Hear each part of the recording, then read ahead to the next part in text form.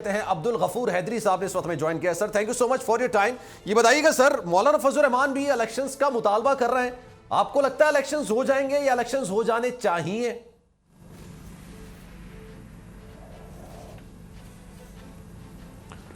بسم اللہ الرحمن الرحیم۔ دیکھیے، جمعیت علماء اسلام کا جو موقف روز اول سے چلا آ رہا ہے وہ یہی ہے کہ 2018-25 جولائی کو جو انتخابات ہوئے وہ بدترین دھاندلی ہوئی اس میں، اور بدترین دھاندلی کے نتیجے میں عمران خان برسر اقتدار آیا۔ تو ہمارا بیانیہ تو روز اول سے یہی ہے کہ انتخابات ہونی چاہیے، صاف شفاف انتخابات ہونی چاہیے۔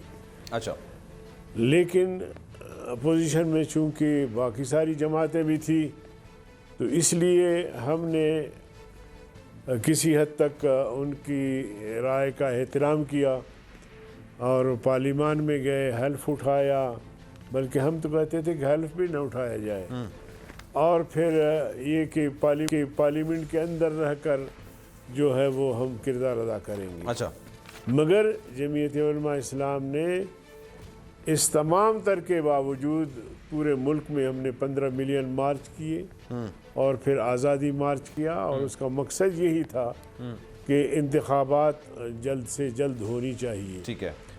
اب ایک جمہوری طریقے سے، ایک آئینی طریقے سے ہم نے عمران خان کی حکومت تحلیل کر دی، عمران خان کی حکومت ہٹایا، جو یہ ہمارا ایک بنیادی حق تھا۔ اب اس کے بعد جو ہمارے اتحادیوں کی حکومت آئی ہے تو اس میں بھی ہمارا موقف یہ ہے کہ ہم انتخابی اصلاحات جلد سے جلد کریں، اور اگر کوئی ہلکی پھلکی قانون سازی کی ضرورت ہے وہ بھی کر لیں، اور معیشت کو کسی صحیح سمت پر ڈال دیں تاکہ کم از کم آنے والی حکومت کو کوئی دشواریاں نہ ہو۔ اور جی ہم اس میں لگے ہوئے ہیں۔ اچھا سر، 2018 کی اسمبلی کو جو آپ جعلی کہہ رہے ہیں سر، بات کہ ہم سر معذرت سر، ہو سکے، معذرت قطع کلامی کی معذرت، لیکن 2018 کی اسمبلی کو آپ جعلی کہہ رہے ہیں، اسی اسمبلی سے اگر آپ کے اتحادی اصلاحات لے کر آئیں گے سر، وہ کیسے جائز ہوگا؟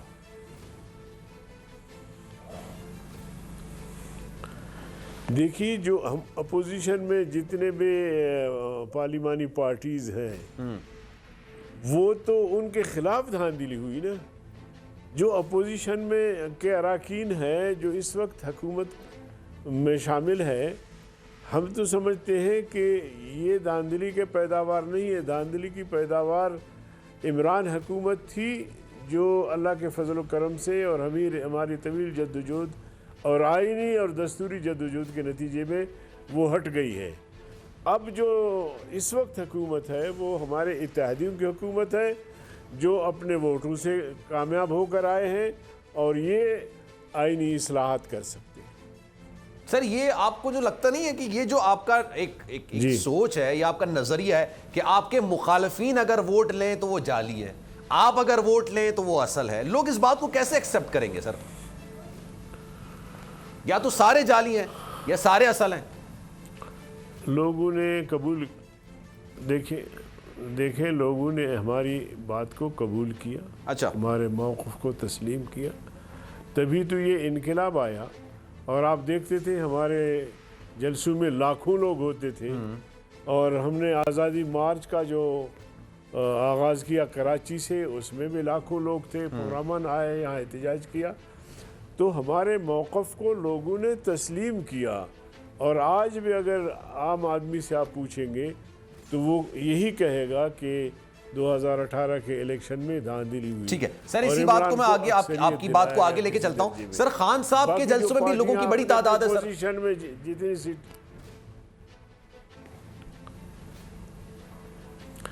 بالکل جہاں ڈانس ہوگا، جہاں مجرے ہوں گے، جہاں ڈھول باجیاں ہوں گے تو وہاں نوجوان تو آئیں گے، لیکن جو باشعور طبقہ ہے، جو ملک کے مسائل کو سمجھتے ہیں، جو آئینی مسائل کو سمجھتے ہیں، ملک کی ضرورتوں کو سمجھتے ہیں، ابھی بھی آپ دیکھیں گے زور لگائیں گے، جہاں 5,000 کرسیاں رکھیں گے وہ بھی آدھے سے خالی، 10,000 رکھیں گے.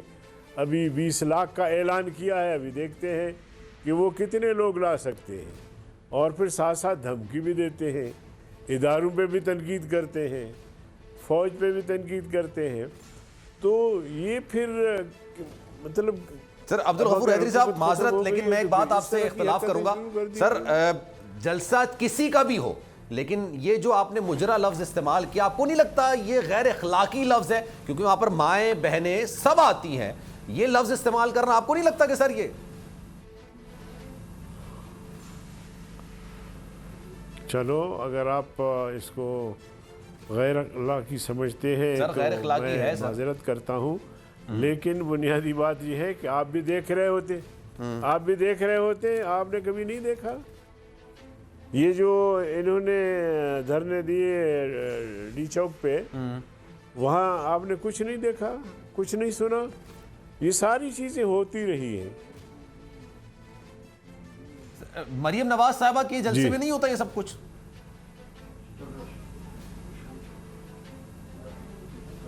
نہیں، میں نے نہیں دیکھا نہ سنا. سبسکرائب کریں اور بیل دبائیں تاکہ کوئی خبر رہ نہ جائے.